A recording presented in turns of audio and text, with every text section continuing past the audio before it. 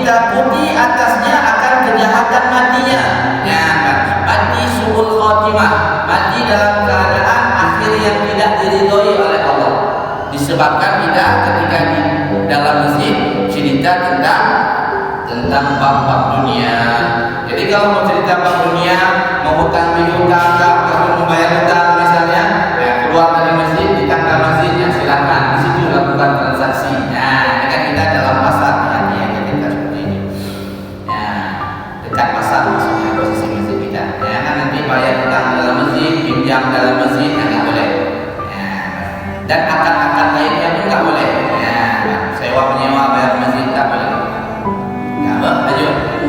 Dan diriwayatkan daripada Ibnu Abbas radhiyallahu anhuma daripada Nabi sallallahu alaihi wasallam sabdanya, bermula tertawa-tawa di dalam masjid itu gelap di dalam kuburnya. Makna gelap kuburnya. Makna tertawa di sini yaitu tertawa yang berlebihan, tertawa terbahak-bahak.